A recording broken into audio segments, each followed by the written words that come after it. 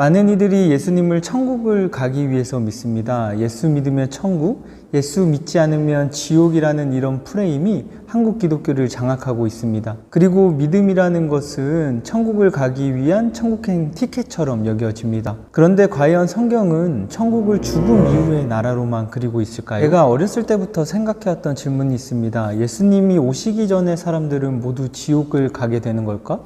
또는 예수님을 알지 모르고 죽은 사람들, 예를 들면 너무 어렸을 때 죽은 사람들이나 또는 오지에 살다가 죽은 사람들, 이런 사람들은 모두 지옥에 가야 하는 걸까? 라는 질문들입니다. 왜냐하면 예수님을 알지 못한다고 지옥에 가게 된다면 이건 너무 불공평하다라고 여겨졌기 때문입니다. 그런데 제가 신학을 공부하면서 점차 이 질문에 대한 해답을 찾기 시작했습니다. 먼저 고대 이스라엘에는 지옥이라는 개념이 없었습니다. 단지 그들에게는 스올이라는 곳이 있었는데요. 그들의 세계관은 3층 구조로 되어 있었습니다. 하나님이 계시는 하늘과 그리고 사람들이 살고 있는 지금의 땅과 그리고 이 지하 세계에는 죽은 사람들의 공간인 스올이라는 곳이 있다고 생각했습니다. 우리가 생각하는 지옥이 바로 스올이라는 이 공간인데요. 여러분, 스올은 그런데 죽은 사람들은 모두 스올로 향한다고 생각했습니다. 여기에는 의인과 악인의 구분도 없고 믿는 자와 믿지 않는 자의 구분도 없었습니다. 그냥 사람은 죽으면 누구든지 스올로 간다고 생각을 했던 것입니다. 그러니 불구덩이가 가득하고 영원히 고통받는 그런 지옥이라는 개념은 후대에 생겨난 것입니다. 후대의 다른 문화들의 영향을 받아서 생겨난 것이 오늘날의 지옥이지, 원래 이스라엘의 그러한 세계관에는 지옥이 아니라 스올이 존재했던 것입니다. 그럼 천국은 무엇일까요? 천국은 하늘천의 나라국, 이 단어의 합성어입니다. 그러니 풀어 말하자면 천국은 하늘나라인 것이죠. 그런데 여기서 말하는 하늘이라는 것은 공간적인 개념이 아닙니다. 하늘나라는 마태 공동체가 사용한 표현인데, 마태 공동체는 하나님을 너무도 거룩한 분이라고 여겨서 하나님의 이름을 쉽사리 부를 수가 없었습니다. 하나님을 사람의 입으로 담을 수도 없는 너무 거룩하신 분이라고 여겼기 때문입니다. 그래서 그들은 하나님을 표현한 비유적 표현이 필요했습니다. 그래서 선택한 것이 바로 하늘입니다. 왜냐하면 하늘은 높은 곳에 있고 또 하늘은 모든 생명을 품고 있지 않겠습니까? 그래서 그들은 하나님을 하늘이라는 비유적 언어로서 표현하기 시작한 것입니다. 그러면 여러분, 하늘나라는 무엇이 되겠습니까? 하늘나라는 바로 하나님의 나라가 됩니다. 그래서 마가복음에는 이 하늘나라가 하나님의 나라로 표현되어 있고요.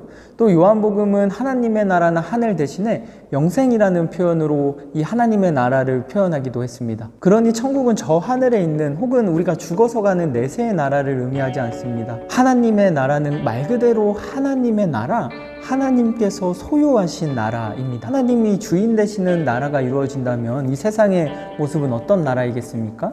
정의와 평화가 가득할 것이고요. 이 세상에는 사랑만이 가득하게 될 것입니다.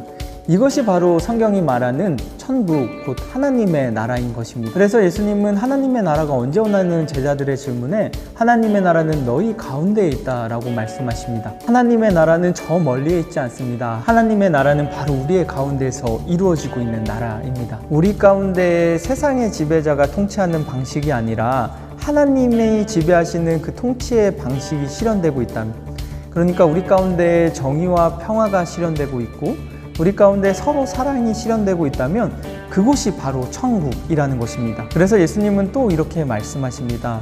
때가 찼다. 하나님의 나라가 가까이 왔다.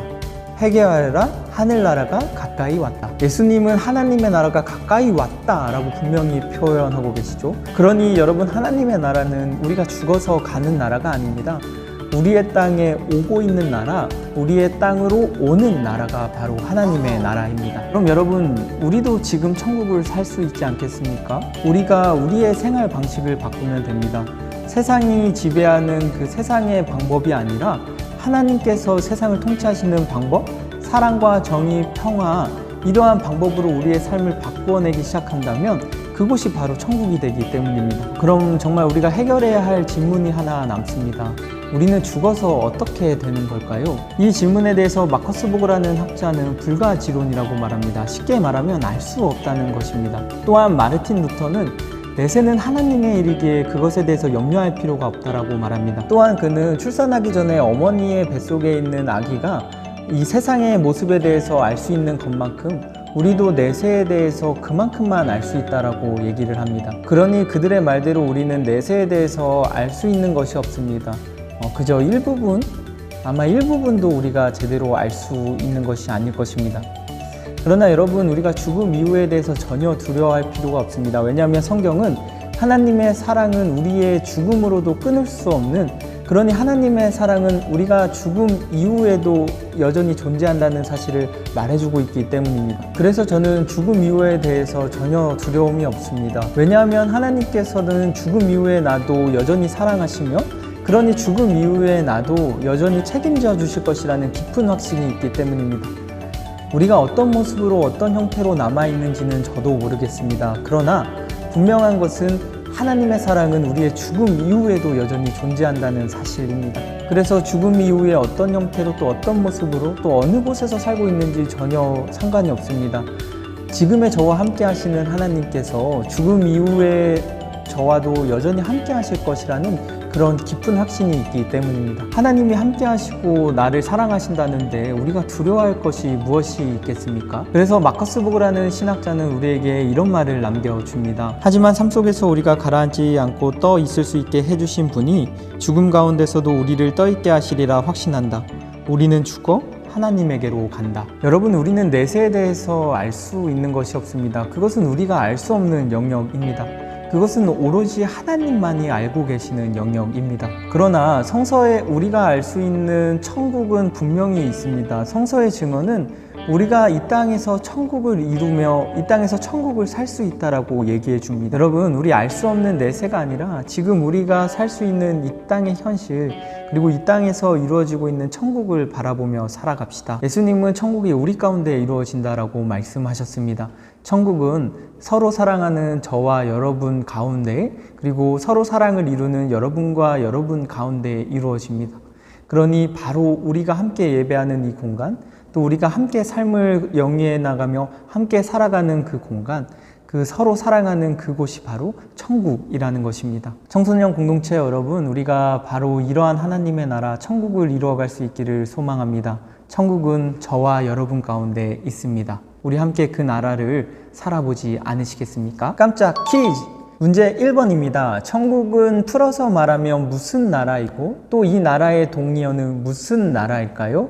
이 두 단어에 대해서 빈칸에 알맞은 말을 써주시면 됩니다. 두 번째 문제입니다. 고대 이스라엘 사람들은 죽어서 가는 곳이 지옥이 아니라 어느 곳이라고 생각을 했나요? 세 번째 문제입니다. 빈칸에 알맞은 말을 써주세요. 때가 찼다, 하나님의 나라가 삐. 보기를 드릴게요. 첫 번째, 가까이 왔다. 두 번째, 멀리에 있다. 세 번째, 하늘에 있다.